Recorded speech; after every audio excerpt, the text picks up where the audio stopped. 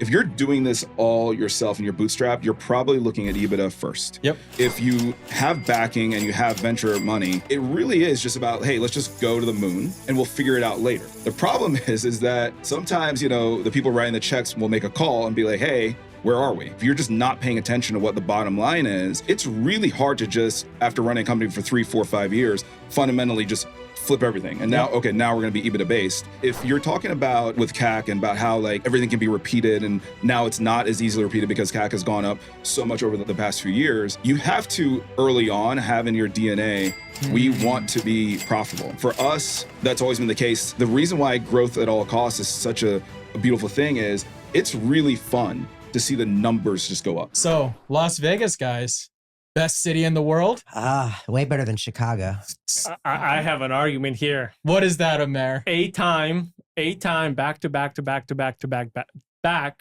best city in the world, Chicago. Who said that? Condé Nast. No, I don't believe it. I believe it. I live it. Do you know you sent that? You know you sent that Instagram post to me, right? And I commented something From 2013. I know, no. That one that you sent in the group chat, right? Yeah. And I commented something and it took off. Place. And there's like 50 people fighting in my little like sub thread on my Instagram. You know what I said? What? I wrote Chirac. And it's not true. And it triggered the heck out of so many. And all of them were like, leave Chicago alone. You don't know. No, but it's a misconception. Top 20 cities, we're not even close to being the You most showed me the vibrant data, one. and it's a bad It's from narrative. the Chicago Chamber of Commerce. Yes. No city with weather below 0 I can know. be in the top 20. I'm sorry. Can't do it. This city is called the Windy City for freaking sake. That's actually not the that's reason. That's true. for politics. Oh, well, yeah. They're it's windbags. also very windy though. It is. And it is but, windy, yes. But I will say, to your point, and I tell everyone, April to September, now maybe even October now, because it's getting warmer, there's no city that compete with it. I don't What know do about you that. think? Top 3 cities Oh, that's a great question. in the U.S. In the U.S.? Yeah. Okay, so I'd probably go with, I love LA. Okay. I do. Although, it's seen better days in my opinion, but I do enjoy LA a lot. I'm going to give a sleeper one, Tampa, Florida. Oh, wow. Tampa. Ooh. Tampa, Florida has a lot of what you need. They have sports, good weather, Yeah. decent cost of living, and an airport which can get you pretty much wherever. And then for number 3, I'm gonna definitely not Chicago. Number 3, I'm gonna go with Atlanta, Georgia. Wow. Wow. Okay. Atlanta's a good spot. Wow. Go ahead, Well, Atlanta. Yeah. We're coming to you live here today from beautiful Las Vegas, the #1 city, in my opinion. Shh, it's okay, Amer. With that, 3, 2, 1. Welcome to the ASOM Pod, where we talk a lot. Ecom is the path that we walk a lot. From 4 point of views when we're talking shop. Amir from the agency and Jimmy from SaaS. John has an Android, but give him a pass. Cause he's an operator building brands like a carpenter. And that's Brian, he is the marketer. Like I said, this the ASOM Pod, where we talk a lot. Ecom is the path that we walk a lot. From 4 point of views when we're talking shop. What is up, everyone? Welcome back to the ASOM Pod, a show about perspective in the eyes of an agency, SaaS, operator, and marketer, talking about the D2C, e-commerce, and retail space. All right, guys, let's go around the room. Quick introductions, and we've got a guest here today. So starting off, we've got John Roman, the Android-loving survival king. What's up, John? How are you doing? Good. No hat? No hat. Can we get in the comments if they can see your baldness or not? We're making him self-conscious here. What a jerk. Trying to loosen up the crowd. Yeah, All right. only the second episode 1 was no hat. This is Ooh, the we're bringing it back. 42 episodes later. All right. Amer Grostanic, the Prince of Bosnia, Mayor of Motivation, and the King of Chirac. What's up, dude? I don't know. I'm just reading what's on the script. Yeah. I didn't write it. Who wrote it? I didn't write Brian gave you a gift before he. Did he? Okay, Wow. we'll get Brian back. I'd like to also introduce you to Mr. Anthony Coombs, CEO, founder of Splendies, a women's subscription underwear brand. What's up, man? How are you doing? I'm good. Great to be here. Thank you so much for the invite. Looking forward to this. I heard you like androids. I am an Android guy. Yes, geez. there's a whole, There's two there's a versus whole, two here. whole thing that goes back to that. But I am an Android guy. I stick with Android, and I appreciate it, John. This Yes. is why I we're don't friends. know. Yeah. How do you feel about this, Amer? How do I feel about this? So I know for a fact that something people don't know. Anthony was actually the first person that held little Johnny, right? Outside of the Yeah. immediate family. Yeah. So- Yeah. Is it because Outside of the family? Yes. yeah. No, I mean immediate family. Yes, Yeah. Yeah, Outside of the immediate but family. besides immediate family. Yeah. But the only reason that is because that is the only John's Android friend that he has. And I that see. was the qualification to make that happen. It has nothing to do with how amazing of a person Anthony is. It's because Appreciate it. it's the All only right. other person I know with an Android. All right. With that, my name is Jimmy Kim, the moderator, the brand, the man of the people, and email dude here today. And with that, if you're listening to this pod and you want to get unfiltered hot takes from us, you should jump onto our newsletter. It's at asompod.com. We drop a newsletter every week. America gets super angry on the newsletter, so come check it out. All right, guys. Today, episode 43, we are talking about scale versus profitability when growth becomes unsustainable. All right. So let me go ahead and set the stage. Over the past few years, we've seen direct-to-consumer brands exploding at growth at all costs. We've all seen this before. And this isn't just direct-to-consumer. This was in SaaS and everywhere else, right? But there was a mentality that was brewing. And, you know, one thing we've all kind of seen was growing too fast can be a trap often, right? Yeah. So let's dig into why, how, and what the future profitability looks like for 2025 and beyond. So first, let's talk about why we saw so many D2C brands get sucked into the grow vortex ultimately. We remember the hype, 2020, 2022, right? COVID and pandemic and everything, cheap capital, cheap ads. But was it just all hype? What do you guys think? Sick valuations for Yeah. businesses. Oh yeah, the valuations were sick. Remember they were giving D2C brands SaaS valuations, which was a whole different animal in the world Yeah. too. I mean, there was a lot of that, and that started a little bit before then. What do you think about this, Amer? I mean, I felt, especially during COVID, the influx of brands that came, that it was going to shape the industry in a negative light. And the thing is, I think what a lot of people forget is everyone that has a brand, including you guys, to a degree, us too, because being from an agency SaaS model, we're all fighting for the same wallet share on a grand scheme. And we have to convince people that whether it's a B2B or a consumer buying, me being a consumer, that item that I'm purchasing is worthwhile. And when I have 1,000 other options. One of the things I love about Shopify, I was in San Francisco maybe 9 years ago, and Toby went on stage at their Unite, and the model of Shopify was enable entrepreneurship, because it's so easy to register a company. It's so easy to become a drop shipper. And I think it's easier than ever to source product. And now I'm not saying good product, but product. And that opened a lot of doors, which is a great thing. But now with the enablement that came through COVID, through platforms of Shopify, there's a lot more entrepreneurs, but there's very little entrepreneurs they're actually making it. And I don't think people talk about that enough. I don't know too many businesses that actually go beyond $1 million, SaaS or brand. And I don't think people understand how competitive it is today to achieve that. Yeah, they made it really, really easy. Yeah. Right. I don't even think they're unique in that. I think back to the Cratejoy days. So when BattleBox launched, we launched on Cratejoy, and man, there was a template and the model of how the subscription box worked and everything. Like we had a site, it wasn't live, but it was within a few hours, like we were able to launch something, and it just streamlined it. It makes the barrier to entry so low. And then, with the pandemic and everybody kind of getting stuck in their homes, and everybody started a business. But the difference is at that time you were acquiring customers for $3.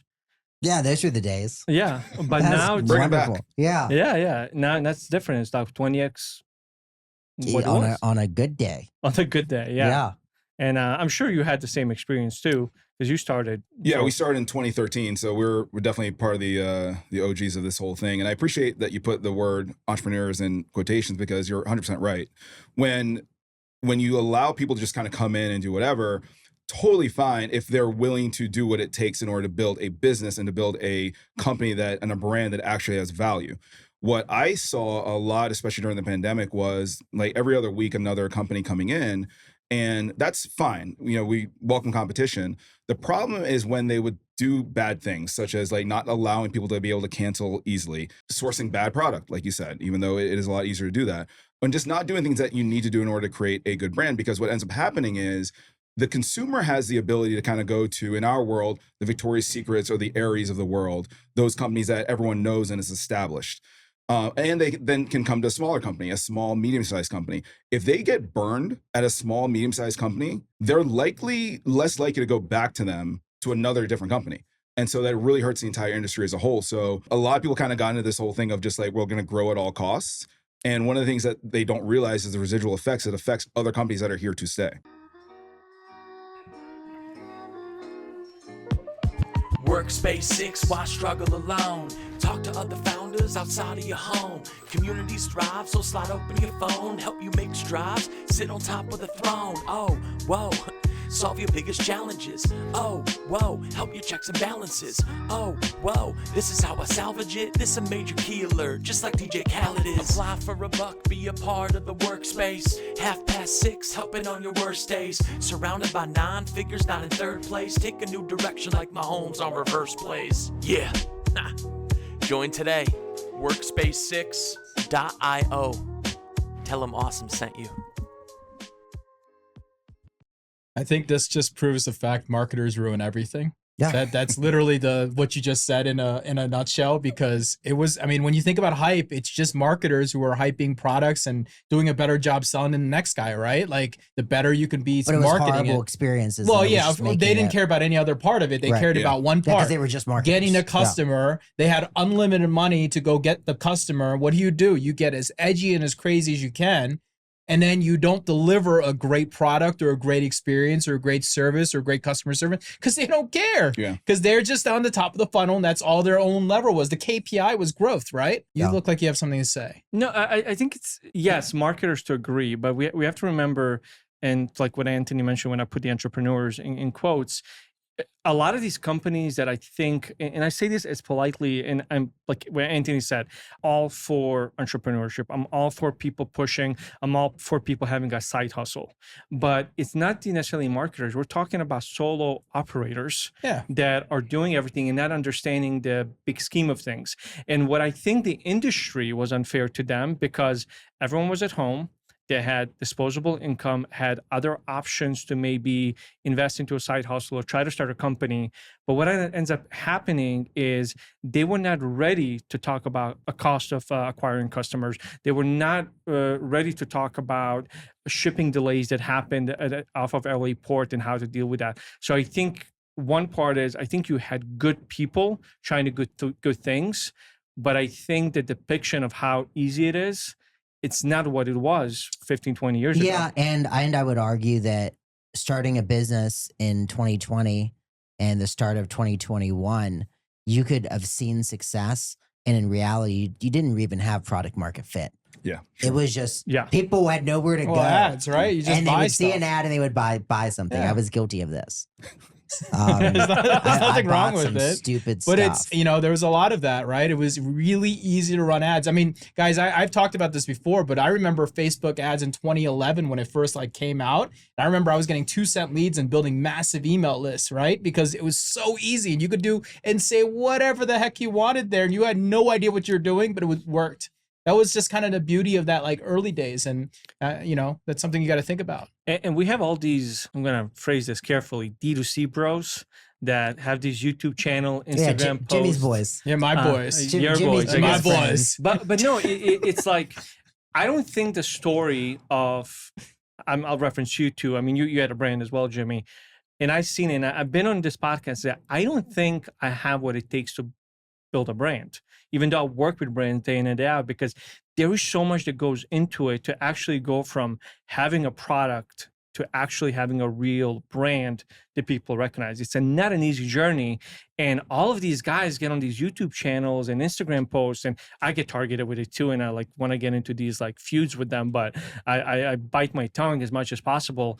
It's freaking hard. And I don't think people talk about it enough to how hard it is to start a business, legitimate But business. Amir, who would watch it if you said it was hard? That's true. No, it's not, but Nobody. No, Nobody. it's not about that. The thing is, it's I have a turnkey solution. Here's a handbook. You're going to be a millionaire in 6 months. Marketers. Yeah, I get it. But I'm saying is from my perspective of your guys' story, let's say, it's about telling the story about the pitfalls I think those are more important than Yeah, but the D2C bros and the drop shipping boys, like they're just trying to sell the course. That's where They they are. make their money. Yeah, of course. But Amer, if I told you it's really hard, you're going to work 14 hours a day and you're going to probably make no money at all, And would there's you buy my course for 80% chance you're gonna $997? not make it. It's worth the risk. Yeah. It's worth it. Yeah. Okay. Yeah, it's worth Well, the risk. Amer, You're not. you are the No. one in the You're thousand that not. would actually That's the purchase that. purpose. No, They've no. got to cheerlead it. That's how No, they but get it's it. no different than those late night commercials like 15 years ago where it's like, we'll make you millionaires doing real estate. It's the It's same called stuff. business opportunity. Yes. Yeah. It is literally the same thing. But what I'm trying to explain to you, Amer, is if you tried to sell it the other way and told the truth, No one's gonna buy. no one's going to buy No, it. I know what you're saying because people are buying the hope. They're Yes. not buying the product. Correct. Yeah. Yeah, that's the They're buying the thing. dream. You know, Yeah. whenever, usually once a week or once a month, someone will come up to me and ask me about starting a company and stuff like that. And I always tell them the exact same thing. I said, hey, look, here's what it is. Entrepreneurship is, let's say you have a job that's 6 figures, you're making $100,000 a year right now, and you're working, let's say, 30 to 40 hours a week. Entrepreneurship is working double that or more to make less or to lose money for a unspecified period of time, to all for the hope that at some point in the future, which is not guaranteed, that you'll be able to make the same $100,000 or more and work less because systems are in place. And the chances of that happening are very low. If that doesn't deter you, go on in. But most people, and that would be my commercial for the, and no one will watch this podcast because no one was going to say, yeah, let me sign up for this. Right. No one would buy that. No, I wouldn't buy that either because it's just so hard. And the other thing too that people have to understand about entrepreneurship, if you're really into it, is that this can take over your life. It good or does. bad. 10 to 12 hours a day, you Yeah. have to. It can take over your life to where this is what you're thinking about 24/7. It took me a long time to start having conversations with people where we would be talking about something and my mind wasn't thinking about, cost per acquisition. My mind wasn't thinking about port delays. And that takes a little while to get to. So I always really caution people about, do you really want to do this? Because they do a good job of selling the dream and the hope, but there's a lot more to it than that for sure. Yeah.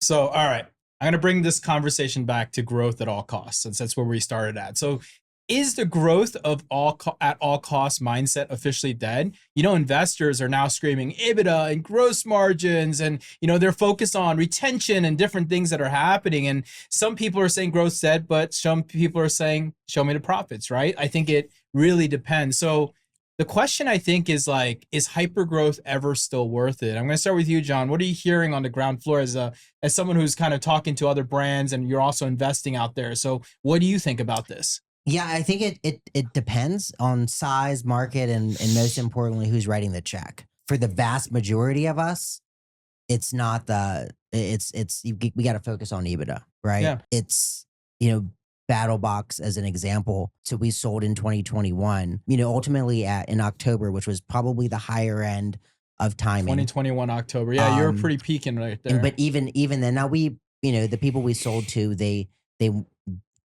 were stacking EBITDA and top line. So they were only going to pay on a EBITDA multiplier. Like that was their model. But still, getting in I think it was a little over 6x multiplier. I mean, that's probably on the higher end, especially now, right?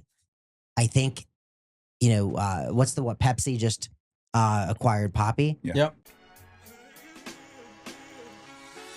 Nacelle is here with new AI tech. Read your customers' minds, isn't that the best? Turn browsers into buyers, collect your checks, showcase what they want through the product rec. Not your average, you may also like the full customer journey on your site. From click to checkout, getting it right. From click to checkout, day or night. Nacelle makes your store smarter than ever. They personalize lives, isn't that clever? Providing smart segmentation that sells better. Deliver perfect picks to shoppers forever. Yeah. Visit nacelle.com now. That was at 3.2x, right? 3.2x top line revenue. That's huge. Well, they weren't profitable. No. But there's a perfect example of the person writing the check, right? Pepsi can do that. Pepsi can also, because of their resources and money and their network and their audience, they know that they can put this into their machine, right? And it's just a different scenario. I think one this is an example. I don't know if I've ever talked about this before, but I always find it wild, and I know it because of Colleen being a veterinarian. So Mars, which is one of the the candy company, but also one of the world's largest veterinary companies as well. So they can go in. So their sweet spot, and I think they've made 3,500 acquisitions of vet offices they own at this point. Correct me if I'm wrong, but about 3,500, and they find 2.5 and 3 doctor offices, and they pay a 10x EBITDA on it. Wow. Now, I would never make sense for me to buy that because it's going to take me 10 years unless I can figure out some unleash. But they can, day one from closing the deal, turn that 10x EBITDA into a 2.5-year payback, just because they have farm to table, they have product, they have meds, they have food, they have everything. And they're just so vertically integrated. Pepsi's, it's a very similar thing, right? They have so much everything everywhere. So I think that's the exception. You can find those big guys, right?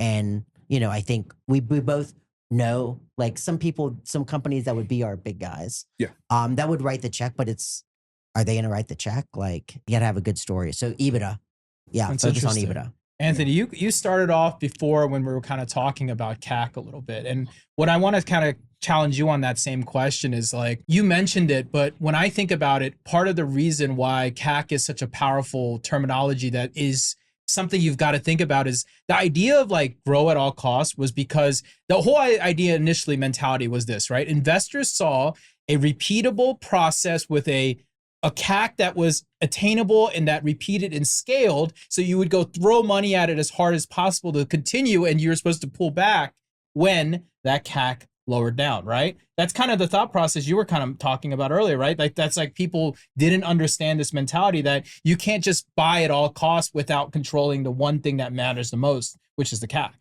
So at the end of the day, for Splendies, we have always been about EBITDA and profit. It was started that way, and it's always been about that. And I have other friends who have started companies where they were either venture funded and I think, to your point, John, like, who's writing the check? If you're doing this all yourself and you're bootstrapped, you're probably looking at EBITDA first. Yep. If you have backing and you have venture money, it really is just about, hey, let's just go to the moon and we'll figure it out later. The problem is that sometimes, the people writing the checks will make a call and be like, hey, where are we? And if you're just not paying attention to what the bottom line is, it's really hard to just, after running a company for 3, 4, 5 years, fundamentally just flip everything. And now we're going to be EBITDA based. So I think that, if you're talking about with CAC and about how, like, everything can be repeated, and now it's not as easily repeated because CAC has gone up so much over the past few years, you have to early on have in your DNA, we want to be profitable. I like that. For us, that's always been the case. The reason why growth at all costs is such a beautiful thing is it's really fun to see the numbers just go up. Like, it's intoxicating. So much fun. It is, it's a high. Yeah. To be able to see the numbers go up and to see the bottom line go up. And if that stops happening, or when that stops happening, you start seeing the bottom line go down, it still can be intoxicating to see subscriber numbers go up or to see the top line go up. And you just don't even think about what's there at the bottom line. And if that happens, it can be a rude awakening. And I have some friends who have gone through that. So I think growth at all costs has to be tempered for sure. Yeah. And I think even more so just with the current, I don't want to say economic uncertainty, whatever we are currently. Yeah. That's the proper valuations word. have come down, right? The likelihood of those Pepsi Poppy deals are few and far between, and even less than they were before, right? Like the Dollar Shave Club, Unilever, that's not happening, right? No. Well, there's also if you look on the SaaS side, we go back over, Wiz just got acquired by Google for $32 billion, which was also an incredible, I think it was like 40 or 50 $32 billion? $32 billion after they turned down a $23 billion acquisition offer last year. I got to get out of what I'm doing. Yeah. We're insane. And like their story, there's a whole deep story about it. I don't know if you guys have read on it, and I don't have the notes to talk about it exactly, but a lot of it has to do with this entire thing around Israel and CIOs and like their way to blossom a company to $2 million ARR overnight so they can go raise a real round real fast and then like take it off and figure it out. But the big thing was like, I can't remember the exact story, and this is something you guys should go look up. It's a really fun story. I think My First Million talked about it, which was really cool. But basically, they spent 6 to 18 months doing product market fit, really understanding the problem, and then working on that solution. That's what Wiz did ultimately, which is why they came out so fast. And you know what they do is nothing special. They just did it in a better way. I mean, it was a better mousetrap. That was really ultimately what I was. That's another one. Mousetrap. And sometimes some people are saying right now, you know, between the Pepsi acquisition of Poppy and Wiz, Google acquiring Wiz now, like, are the good days back? That's also a question people are asking, even though we're hearing about the economic downturn right now, right? Yeah, I mean, I was watching CNBC on the plane today, and the headline was, "Are the good times back? This is possibly our third week in a row." Yeah. Like that's just optimism, right? Well, I think everyone wants to be optimistic when things are going down. I don't think the good times are back. Yeah, of course. All right, let's talk about this next part of the debate, because I think as we're talking about this, one of the things that comes into place is that a lot of things about direct to consumer are really interesting, is because when a lot of people think about direct to consumer, they think about e-commerce, right? But the reality is like e-commerce is a channel. That's all it really is. And there's other ways that you should be expanding your direct to consumer business through retail and through wholesale. In e-commerce was been the golden channel because it's been easy to acquire customers for years. But do you think that people are making more pivots these days? I mean, I'll start with you, Anthony. Are you pivoting at all? Like, are you looking at retail and wholesale as a big offering for your business?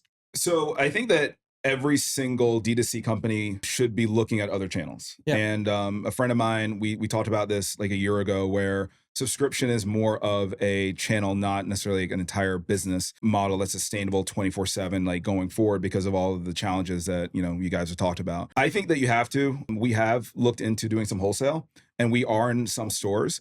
The thing about it, I will say, is that as you build a company and you build a team, that team is usually good, or hopefully if you've been doing it for a little while, good at what they do.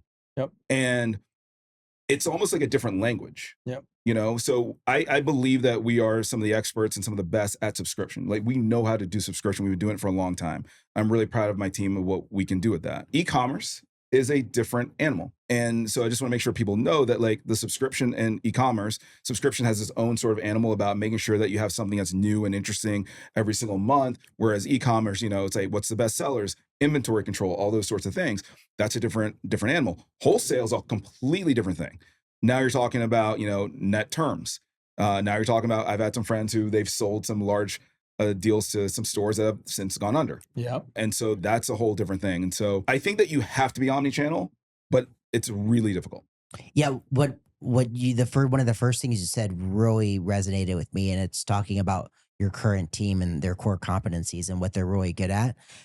I mean, so leadership, my two business partners, Richard, CFO, Patrick, COO, the three of us were chatting about retail near the end of last year. We're just chatting through, trying to figure out what the right strategy is. We've come up with a million different strategies and just can't, with certainty and confidence, know. We think we have the right one now, but we've been all over the place. And Richard, he nailed it. And he said exactly that. He's like, man, none of us know what we need to know for this. Like, we're really good at ABC, but like, this isn't A, B, or C. This is D, E, F. This is different stuff. And I think that's our biggest challenge. We've been talking about figuring out retail for like 2.5 years now. And we're not moving very quickly because it's not in our skill set. Have you considered going out and finding somebody? Yeah. We've talked about, you know, one of our groups. I think one of Ryan's old guys went where he was offering a la carte. I spoke to him. I don't know if you spoke to him. Yeah, we did. So like we thought about doing that, but it's pricey, and it's pricey, and it's okay. This isn't going to be like, hey, month 1, hey, what'd you do? Right. This is going to be like month 8. Hey, I hope we see something.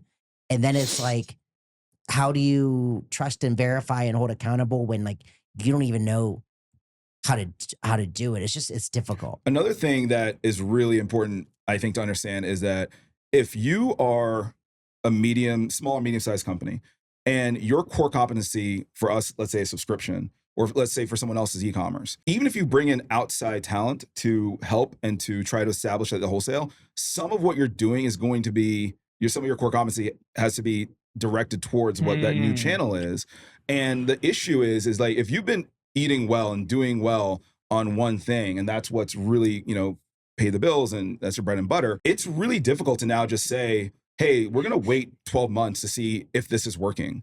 And that's a hard challenge to do. I know some people have made it work, and we've also struggled with that as well, to like, here's this new channel that we don't know a lot about, to just make it work.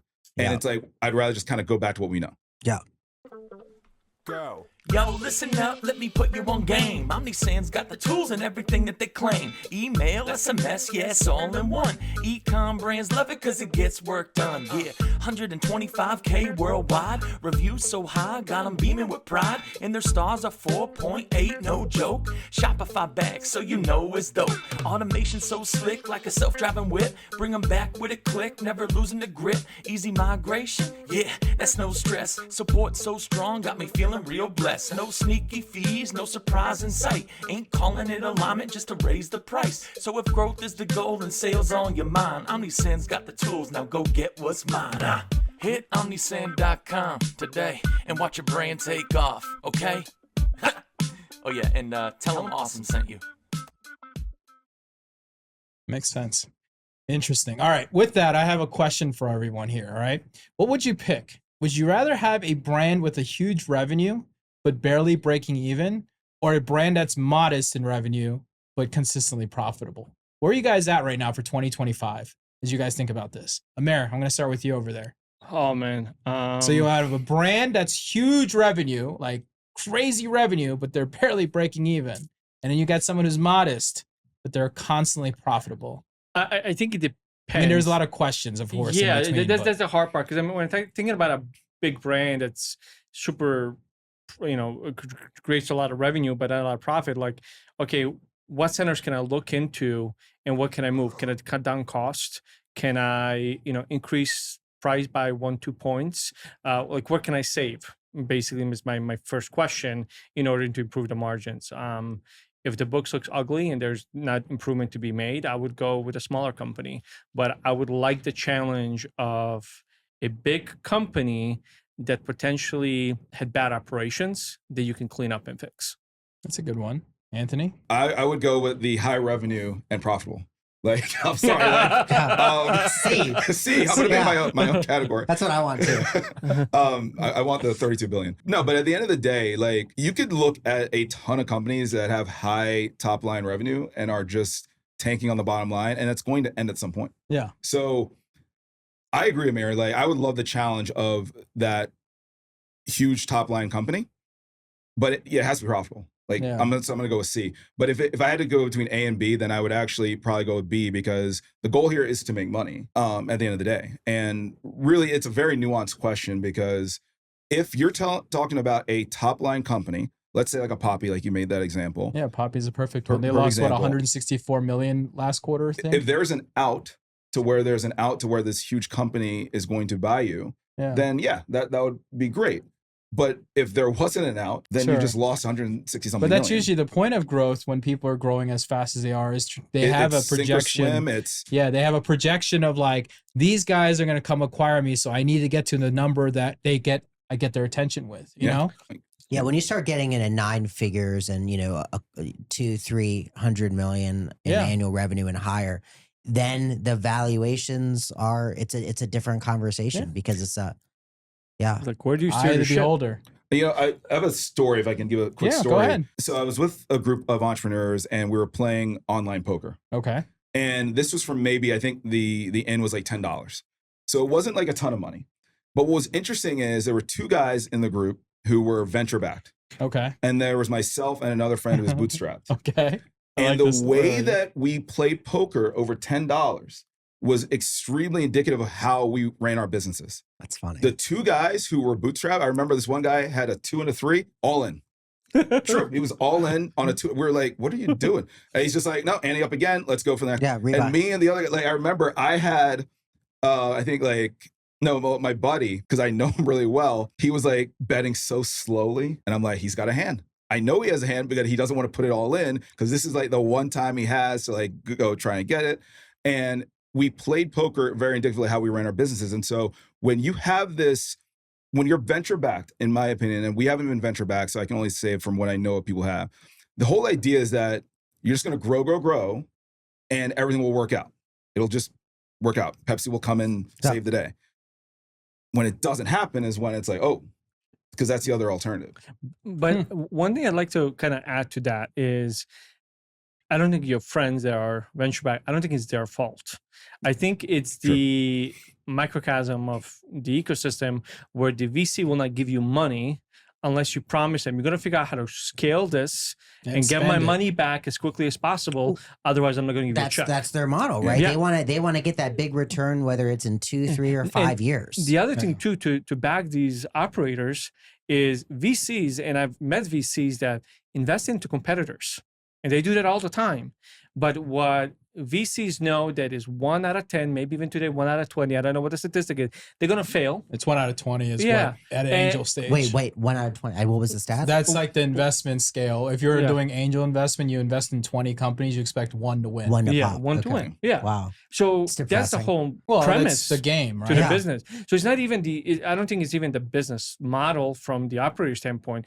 Is the business premise from an investor standpoint. I'm going to give you this money, but in 5 years, I better get a better return than the stock market. So go figure out how to do that. They haven't though, right? I think the average right now in a venture is not that they've averaged more than S&P. Yeah, and now here's the thing with Poppy and some of these that are happening. I don't think they're buying these companies to like necessarily what you said about Mars. And I'm speaking this from experience with JCPenney, where I whistle blew. There we go. But what they're doing is, and I've seen this with JCPenney firsthand, a lot of these companies, Pepsi's, Cokes, JCPenney, Sears of the world are no longer around. Where they failed is they couldn't connect with the new wave of audiences, the new generation. I don't think Poppy was an acquisition. This is a great product we can spin in. We need those young people who are drinking it to transition to the brand. And that's what they're buying. Get them drinking Pepsi. Between Coke and Pepsi, they've bought everything from vitamin water. Remember when that was trendy for a while, right?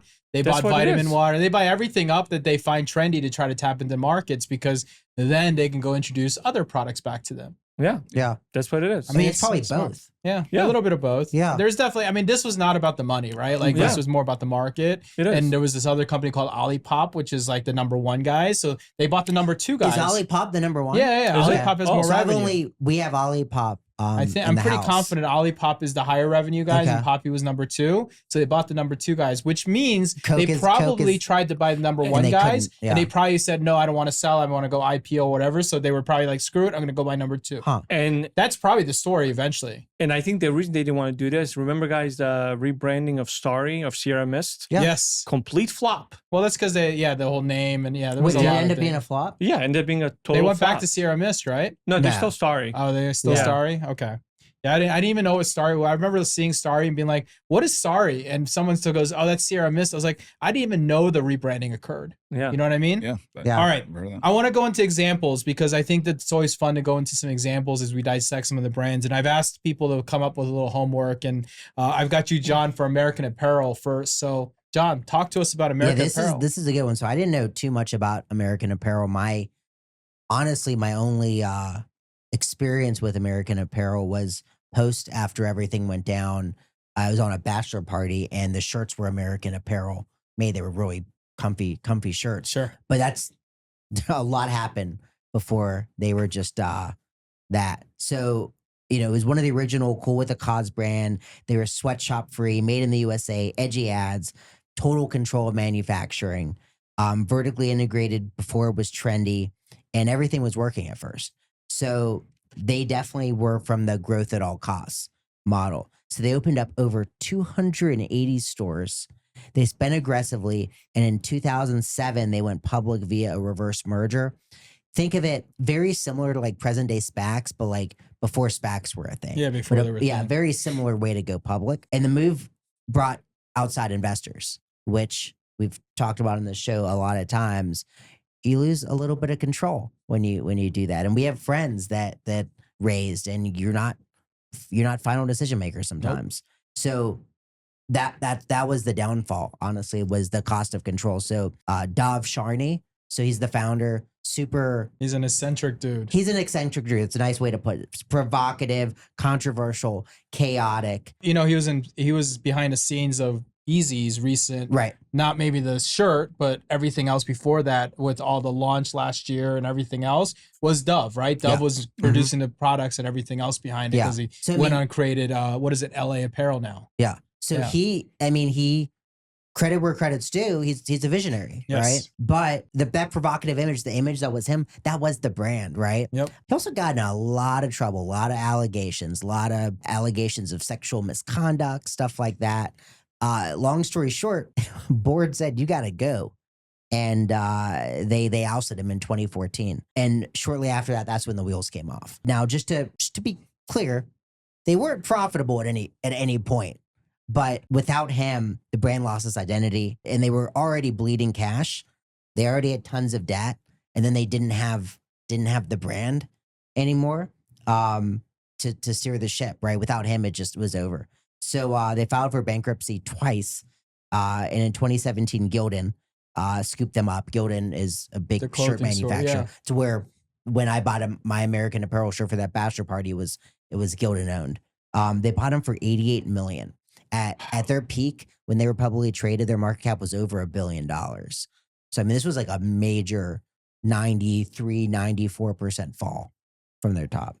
It's a wild story. Yeah. It's a wild story to hear about it. And you know, what's funny is like, even today, we still know what American Apparel is. A lot of people know about it. And you know, I've talked about it as I used to own a clothing store. We used to love American Apparel blanks because they were the nicest quality, best felt. And then when they got fell apart and they got investors, they started losing their quality because they stopped making only US and they had a Guatemala option, right? And then the quality was just slightly different and slightly off and not just as good. It doesn't hold up. You know what I mean? It doesn't hold up as long, right? But even today, I still have old shirts, American Apparel, like from 2014, 13, 12, that I still have that are holding up in my closet that are from my store that I used to have, right? And it was all because the quality was just so intensely good. And it's a kind of an interesting story to hear that they made decisions because they raised money and they lost control. And obviously Dove was an eccentric dude. I mean, that also doesn't help either. So, but it doesn't, the brand never gets to that size and scale without him. Yeah. You've got to have that crazy person that's. Oh, you got to. Someone's got to dream big. Everything's saying to go left. And you're like, no, go right. Yeah. To change the way things happen, because he was competing against all these crazy manufacturers, China, right? He was going after everybody because he was going after US made blank or whatever you want to consider the blanks or the basic apparels in the market. And he definitely had a vision that he believed that quality could win over cheap quantity, right? And he was right. He was right. He was right for a while. But at the same, he was right, but he wasn't profitably right. No, he wasn't profitable. He was making it happen. It's the same story that happened to my brand. Remember, we were USA only brand. We used to cut and sew and do USA. We couldn't make profit and we couldn't compete. Yeah. When we're selling a $42 black t-shirt, like a basic t-shirt, and H&M can sell for $18, you get beat left and right, no matter what you do. It's tough to win. Yeah, it's really tough to win, and you learn really fast that America doesn't care that much about quality. No. And that's why we like to say we do, and then we like to, and then they jump over to Alibaba and Temu and go shop. Yeah. So right, I mean, or even Amazon's. What do they got? Amazon's got a direct one now too. I'll tell you, I'd say 100% of Johnny clothes that we've purchased, are all Temu. Dude, but they're actually the quality is it. I'll put it up there with the $35 onesie versus the $7 onesie on Temu. It's the same. Man, for me, even with my kids, we have like vicious circle of friends relationship. We're just handed down from each other, and we have no shame because we know the kids will destroy the clothes. They'll wear it for like 3 months and then they move on. So like between my sister and my one neighbor and this one, we used to literally all had kids in progression, and sometimes the clothes would go out and then would come back because it'd be like past but it's like fine because it was good enough clothes to keep. And even if they wear it one time and they ruin it, then we don't care. Yeah. But you know what sucks? You go buy a kid's Adidas thing or something like that and spend like $40 on it, and they go out for 10 seconds and go spill juice on that. It's done. Right? Yeah. So you think about it that way, and it's the same thing with Temu, right? What you guys are doing is the same thing. You guys are like, screw this. He's going to screw it up, and he's going to outgrow it just as fast. So, Yeah, a little hack for parents. It's not a big deal, even if you can afford it. It's not about affording it. It's just like it's a waste. It's wasteful. Yeah. Yeah, and super wasteful. All right, you got anything else? Oh no, okay. I thought you had a thought. All right, I'm gonna go to Amer. Amer, you have a story. I think this one's completely different, and I thought it was kind of unique and fun. I forgot about this company. Yeah, and this is a really fun one because I loved the idea of this company when it first came out, and I thought it was the greatest thing in the world. And I was like, this is the company that I want to go buy. And then I actually think I lost money on that. Oh yeah, meaning like I bought a subscription and then it didn't work out.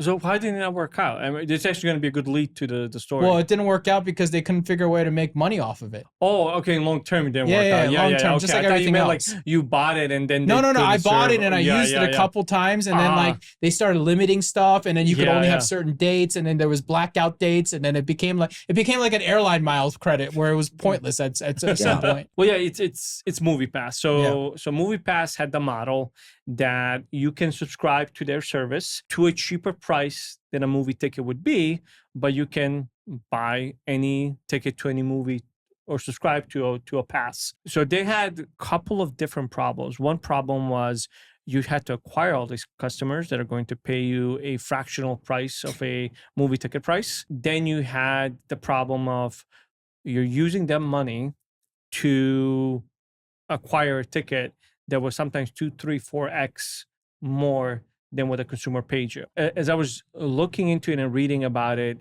there was like two angles. One angle I felt that they were trying to do is the gym or the insurance angle.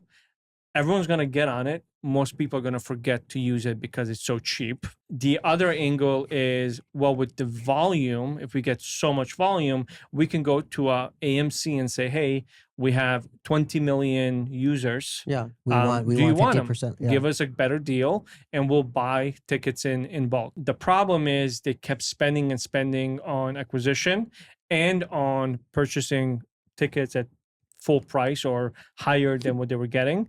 And they eventually just burned through cash. And they were around for a while though, weren't they? I think 6 years. That's a long time. That's a good time.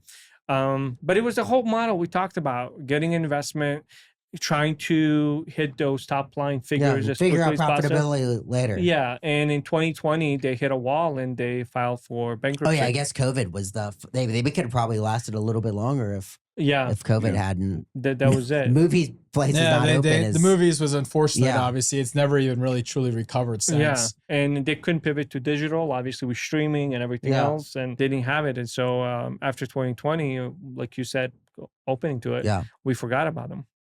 It's crazy, right? Yeah, crazy. It's a great concept. It was a great idea.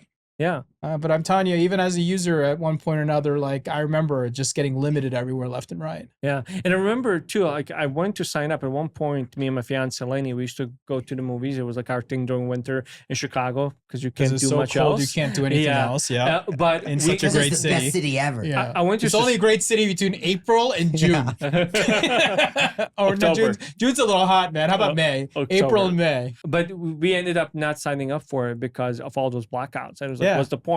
Yeah. You don't have that. You can't go to a new release for 2 weeks. Like there was all these like crazy things I remember happening. Yeah. So the question is that a good idea for a business? Because it never really, the only way that could have worked is if an AMC or if one of these larger companies kind of came in and saved, because they were never making money. Well, I think is what he was saying too, is like the marketing aspect. They sold the dream.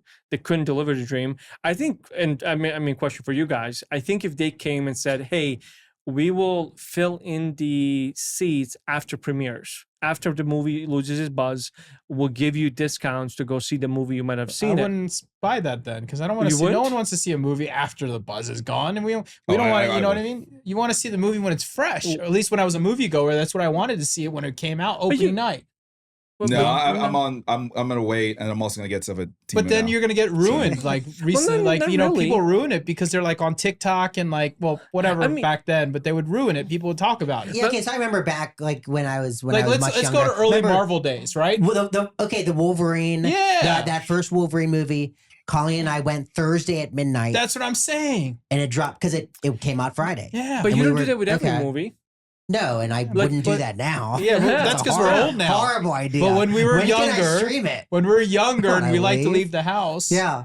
we did want to see it first, and we wanted to be first to talk about it at Yeah. the water cooler at the Okay, office. that's a fair point. But there's but before then too, though, you have to remember right now they drop a movie in the movie theater with AMC, and they also drop the ability to buy it at home. Yeah, that's So true. so that buzz is kind of Yeah, gone. I still don't even do that. Still, yeah. I guess movies I only like when they're free now on Netflix or Hulu or Disney Plus or whatever they're on. So my dad was in town, and we came up. Hey, there's these two movies we wanted to see. One was it had won Sundance Award, then it won some Academies. It was a low budget movie. I can't think of the name. It's about a Russian oligarch that falls in love and marries a stripper, and it's actually a pretty good movie. A little more sexual. Oh yeah. I know what you're talking about. I forget. Yeah, a lot of sex. Just watch with your parents. Hey, Dad. Awkward, even when you're in your 40s. But so there was that, and the other one, Sherry, my stepmom, had suggested was the Bob Dylan movie. Both were available on Amazon Prime. The one about the Russian oligarch marrying the stripper was $3.50. The Bob Dylan one was $25 Whoa. to rent. Wow. But I think it's to your point. I said all that to say it was because it was still in the theater, and they were like, I was like, we're not watching that. No. That's more. I'll what? never see that movie. But it was not, I'm sure now it's $3.50. On principle. But it was $25. It'll be free on Netflix soon. I Don't did not. worry. Yeah, I I'll was wait. like, So here's the okay. crazy thing. So you know when the AMC explosion happened with their stock, Yes. when people were pumping it. yeah, So a few times. yeah, a few times. It'll happen again soon. I'm when sure. I ran into the company, so they actually don't make much money on movie tickets at all. No, Yeah. They make it on concessions. correct. So I think with MoviePass, they actually knew that, and they were like, "Well, we'll fill the theaters. Don't worry about it. Because you get the concession. You guys get the Okay. concessions." Maybe. And when you think about it, MoviePass makes $1 off each movie, if they could have gotten there, of each pass. But if the margins were that slim already on that, where you're slimming the margins down, maybe they're still losing money on the concession, money on the deal. I don't know. Yeah. Who knows? Yeah. I think it's a crazy story. Yeah, but I Alright. think that was the angle potentially. Well, probably. I Yeah. mean, I agree with you on that. But to your Yeah. point, it might just have been a broken model. yeah, it to could have just begin been a with. bad product. Yeah, Yeah. Bad cool PMF. concept, but just a broken. Yeah. Doesn't Yeah. make business That's usually sense. problem. Business model doesn't work because it's a bad concept. Yeah. yeah. It's not because it's always poorly executed. I don't think it was poorly executed. I think it literally was a bad concept. Yeah. So, all right, Anthony, you've prepared one too, right? Yeah. So we're talking about Nasty Gal, which a lot of people may know is an apparel brand, which was very, very popular. It's a quintessential founder story. Started in a garage, sold on eBay, and then just grew like crazy. And cool to grow like crazy. Going to be the next Victoria's Secret. Going to be the next American Apparel, and I'll get to that in a second. Ended up just through, not necessarily the best management, not necessarily being able to fulfill everything, product procurement, all that sort of stuff. End up kind of unfortunately flaming out and filed for bankruptcy in 2016. It's another one of those stories of a company that just said, hey, we're just going to go to the moon. They're still around, and they're around as a smaller, medium-sized company that does I don't think they have a wholesale division any longer. Because their whole thing was to be a D2C darling, which they were, but then also to become like the brick and mortar stores to take on the Victoria's Secrets of the world. And whenever I hear of, a brand that is coming in to take on in our world, Victoria's Secret, which is, the biggest still, I'm always like, okay, like Yeah. you can't go to like any city in America, big or small, or in the world, or in airports, and not see a Victoria's Secret. So 100%. if your goal is to become a small business or a medium-sized business that does okay, and I think they are today, if that was their goal and premise, cool. But if you're from the get-go saying, hey, we're going to be the next Victoria's Secret, like we talked about earlier, it's sink or swim. It's, you're either going to make it and become like the next biggest thing, or you're going to kind of flame out. They've kind of fallen into a place where they probably always should have been, which is they are a medium-sized company that does okay. And Ambitious. it's okay. Yeah. And that's Oh, okay though. That's a It's fine totally spot. fine. Yeah. Yeah. Well, I mean, I think I think it's really important to know who you are, and that can change for sure. Like with Splendies, it was never this whole idea of we're going to completely change everyone's mindset from going to a store to buy underwear and instead getting it delivered to you and it's a fun surprise. Like, you know, that the whole idea of changing what people do, which they've been doing for decades, of going to the store and buying their product, and that's totally fine. But where I think that a lot of companies and brands mess up is that they're like, here's the biggest player, like Poppy, for example. I don't know if Poppy was like, we're going to take over Pepsi. Right. Probably not. Probably not, you know, but here's something which people like. Like, we know that there's a lot of women in the world and in the country who are totally cool and enjoy getting product from us every single month, getting their subscription, and that's totally fine. And I'm sure there's a lot of people who love to drink Poppy every month, but to say we're just going to take everything over. That's good. That's good. That's good learnings there. Yeah, no, I think all these stories are really good. I mean, there's a lot of learning on this pod, like just as you think about it. And I definitely picked up some things that I'm thinking about as I come off of this. All right. Next part. I want to jump over to our game. Amer, look that way. No cheating. No cheating. Amer likes to cheat. I do not like to cheat. He made the font too that big, is false. and he read the answer. All right. No, so we're playing this game. It's and called then he ruined it for everybody. Guess That Business. And Guess That Business is based on John. John's going to give us a series I'll give a rundown. Hints, and we're going to guess what the business he's talking about, and then we might talk about it and dissect it a little bit at the end. Sure. So, John, Guess That Business. Guess That Business. So I'm going to give clues, and it'll be starting harder, and they'll get easier. I don't think someone will get this on the first one. They might. By the middle, someone will He'll surely get it get if he looks over. The reality is, this was not the one I was going to do today, but because of the news, and it's currently on the news cycle, it made it. So, clue number one. This company started by helping people discover something about themselves, something you can't see, but shapes who you are. I know what it is, but I'm not going to say it. Okay. Because I'm not a Yeah, mayor. I know. Yeah, I figued you might. Well, you know, This is from the that point clue? of the game. I know it Yeah, because so- it's because I'm don't- hyper relevant in the Don't, news. yeah, but don't say, You know? I know why you know. Yeah, I know. Clue Trust me. 2, they were a DTC darling in the early 2010s. Their product was scientific, personal, and surprisingly viral.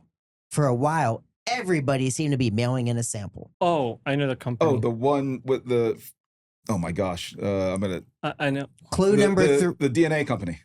Keep going. Ancestry 21. Nope. Okay. All right. You? No? We'll go clue number 3. Yeah. They built Keep an thinking. unmatched data empire. Over 14 million people willingly handed over their DNA. You can change your email, your number, even your name, but not your genes. All right, we'll keep going. Clue 4. At their peak, they were I know the name. Oh, you do? Go for it. No, I know what it is, but I don't remember the name. Oh, Yeah, okay. same here. Yeah. At their peak, they Bad were marketing. pulling in over I'll 300 give you a million. hint. Michael Jordan and Oh, yeah. that's it. Air no. What was Michael Jordan's number? 23andMe. Yeah. All right, So- I'll finish off. So I Yeah. knew how you knew because you dropped in our I literally dropped conversation a post in our chat about it this because morning, and I their had already venture written it, raising was insane. and I didn't want to like engage with it. So Do I I'll- get any credit for Ancestry 21 knowing I knew there was you, a number? You were right. Yeah. Yeah. So here, so at their peak, they were pulling in over 300 million in annual revenue. In 2023, which is they posted a net loss of nearly 160 million. They bet big on becoming a biotech player, monetizing DNA data through pharma partnerships. Major privacy concerns there. Wow. Okay. Wow. The name comes from the number of human chromosome pairs, and they are about to file bankruptcy, or just did today. They just filed it Yeah. today. So- the CEO quit Yeah. or resigned And then because immediately filed she's it today. apparently bidding to purchase the company back out of bankruptcy herself. So yeah, so I read this last night, and everything. The news cycle was suggesting that this morning they were going to officially go bankrupt, which they did, which is why I wanted to do it for this page. One of the other interesting things is whether she can get it and end up buying it or not. The reality is, 14 million people's DNA in Oh, yeah. jeans and full breakdown is for sale right Yo, now. I got a wild story on Which is that. messed up. That's crazy. So recently I got hit up by some random DNA person and they apparently What? Okay. Weird. Okay. So I get a weird phone call from LA and I don't pick it up. Okay. And I get a text message. Apparently someone is searching for their ancestors or relatives, right? And this girl got adopted from Korea years ago. Yeah. And apparently I have the highest DNA match because I did. Oh, you did I it? did Yeah. 23andMe long time ago because everyone did it. Yeah. And they matched I never did that. 23andMe. I didn't either. Same here. Oh, well, I don't give a shit about my DNA. I don't give a shit about my privacy either, apparently. But 23andMe, I used it. And they saw that I had a super high match that he's most likely my first cousin. Whoa. So now that is wild. She's like, hey, do you want to like talk to him and tell you stuff? Well, here's the thing. Like, I also don't know much about my family history, so I wouldn't be very helpful. Yeah. Like, I only know my direct family and like one or two little things. Weird, like longer story to that. But basically, I don't know that much, but that is how I got connected to him. So I will eventually go connect with her and talk to her and figure out what's up. But like that was kind of something from 23andMe that came through. So yeah, it's scary. It's scary that someone might buy that. And like, Yeah. dude, you could do some companies, crazy stuff with pharma that. companies would do. Dude, you could do some messed some up stuff. crazy targeting with that. Could you imagine? Yeah, it's scary. That should not be. It shouldn't be for sale, but it's gonna be for sale because it's in bankruptcy, right? The state, one of the head people in California put out a statement last night in preparation for this bankruptcy, saying, he said it to all California residents, but he said it to everybody. Like, if you've used it at this point, go in there and you can click some buttons to have them delete your info. Will they? Who knows at this point? No, probably not. I mean, Just like social security numbers. It's in bankruptcy now, so like, no one's they gonna might do not have the anything. keys to even do it. But Wow. last night he said, "Hey, Yeah, it's do probably that." too late now. It's a messed up thing that someone could buy your No. DNA. Hopefully they target me with good ads. I don't know okay with I don't know how you're okay with it. I don't know. Colleen bought 2 kits for Christmas for me and her, and I was like, I love you, but no. Oh, wow. Like, I'm not. I think Eleni used the same company. I think I was curious enough. I don't She know. did 23andMe? I think she did. I did it for 23andMe. myself. I did it for I my didn't. pets. There's And no way. wasn't one of the main draws about like health stuff in order to be able to Yes. know like what you're, because I remember them very much touting the whole idea of now that you know your DNA, Yeah. now that you know your background and history, you'll be able to kind of know your health issues. What and stuff. you're likely. And Yeah. this is not protected under HIPAA. I don't know. Who knows when it's on I don't bankruptcy? know. I'm not a doctor. Yeah, I'm not a doctor. I know, but I'm just. I like that. I mean, All right. With that, that is a wrap here, guys. Episode 43, Scale versus Profitability when Growth Becomes Unsustainable. If you enjoyed the podcast, make sure you like, comment, subscribe, tell a friend, and let us know what you think. You can find us on social media, TikTok, X, IG, LinkedIn, YouTube. Just type in ASOM Pod to find us. And don't forget to leave a review and rating on your favorite podcast streaming platform. Remember, first things first, this is a video first podcast. That's why we're in the beautiful city of Las Vegas here. #1 city in my eyes, not yours. And we fly location to location to shoot these great, beautiful podcasts. And we produce them at a high quality so you can enjoy them. So we recommend YouTube as your #1 source to watch them. And don't forget to subscribe at asompod.com, where you can subscribe to our newsletter where we drop hot takes each and every week. And we get the Angry Mayor each and every week on there too. I call it his rants a little angry. Next week, we're back. Anthony's coming back one more week with us. He's joining us for episode 44, the future of customer retention beyond the loyalty program. We're going to continue to get spicy, continue to talk deeply about what we are seeing into the future. We hope you enjoyed. Thanks for tuning in, and we'll see you on the next pod.